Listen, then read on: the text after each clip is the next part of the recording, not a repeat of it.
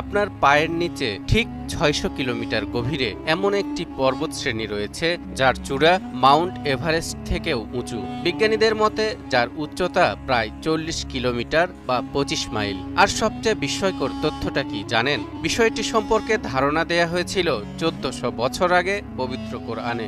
সূরা আম্বিয়ার ৩১ নম্বর আয়াতে ইরশাদ হচ্ছে, وَجَعَلْنَا فِي الْأَرْضِ رَوَاسِيَ أَن تَمِيدَ بِهِمْ وَجَعَلْنَا فِيهَا فِجَاجًا سُبُلًا لَعَلَّهُمْ يَهْتَدُونَ। আর আমি পৃথিবীর অভ্যন্তরে ভারী বোঝা রেখে দিয়েছি যাতে পৃথিবী তাদেরকে নিয়ে নড়াচড়া না করে, এবং তাতে সৃষ্টি করেছি প্রশস্ত পথ যেন তারা চলতে পারে। কোরআনের ব্যাখ্যাকারকগণ সবাই এ ব্যাপারে একমত। পৃথিবীর অভ্যন্তরে ভারী বোঝা বলতে পাহাড় পর্বতকেই বোঝানো হয়েছে। দর্শক, সূরা আম্বিয়ার এই আয়াতের আলোকে আমরা আরও তথ্য জানব। তবে তার আগে আসুন আমাদের মাটির নিচে তথা পৃথিবীর অভ্যন্তরে আসলে কি আছে, কিভাবে আছে, এই তথ্যগুলো জেনে আসি। পৃথিবীর অভ্যন্তরের গঠন সম্পর্কে যুগের পর যুগ ধরে বিজ্ঞানীরা অনেক ধারণা দিয়ে এসেছেন। একটা সময় পর্যন্ত বিজ্ঞানীরা বলে আসছিলেন পৃথিবীর অভ্যন্তরীণ গঠন কোনো সাধারণ স্তর নয়, এটা আসলে পেঁয়াজের মতো স্তরে স্তরে গঠিত। যেমন একেবারে বাইরের স্তরে রয়েছে ক্রাস্ট, তার নিচে ম্যান্টল, এরপর লিকুইড আউটার কোর এবং সবশেষে রয়েছে সলিড ইনার কোর। কিন্তু বর্তমানে আধুনিক প্রযুক্তি সিসমিক ওয়েভস বা ভূকম্পন তরঙ্গ বিশ্লেষণ পদ্ধতির মাধ্যমে বিজ্ঞানীরা জানাচ্ছেন এই গঠন আসলে আগের ধারণার চাইতে আরও বেশি জটিল।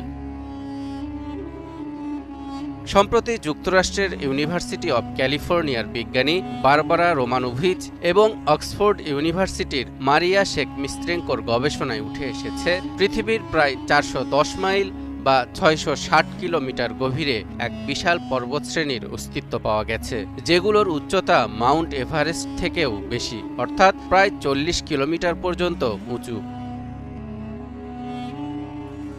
এই পর্বতগুলো পৃথিবীর এতই গভীরে অবস্থিত যে সিসমিক ওয়েভস বা আধুনিক ভূকম্পন বিশ্লেষণ পদ্ধতি আবিষ্কৃত না হলে সেগুলোর অস্তিত্বের কথা জানাই যেত না। বিজ্ঞানীরা আরও জানিয়েছেন পৃথিবীর মাটির নিচের এই স্তরটি শুধু একটি পর্বতমালা নয়, বরং পুরো পৃথিবী জুড়েই বিস্তৃত।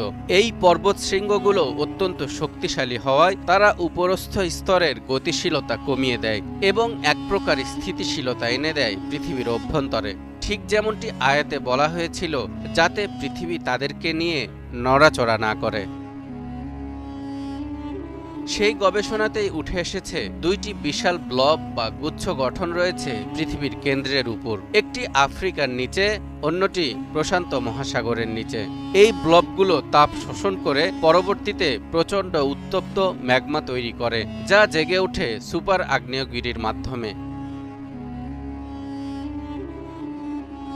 দর্শক, এবার আমরা ফিরে যাই সূরা আম্বিয়ার সেই আয়াতে বলা হয়েছে ওয়াজআলনা ফিল আরদি রাওয়াসিয়া, অর্থাৎ আমি পৃথিবীর ভেতরে সৃষ্টি করেছি পর্বত। এখানে বলা হচ্ছে ফিল আরদি, অর্থাৎ পৃথিবীর অভ্যন্তরে বা ভেতরে। যদি শুধু বাইরের পর্বতের কথা বলা হতো তাহলে ফিল আরদি না বলে আলাল আরদি শব্দটি ব্যবহার হতো, যার অর্থ উপরে। অর্থাৎ কোরআন এখানে পৃথিবীর ভেতরে থাকা পর্বতের কথাই বলছে, যা আধুনিক বিজ্ঞানের সাম্প্রতিক আবিষ্কারের সাথে চমৎকারভাবে মিলে গেছে।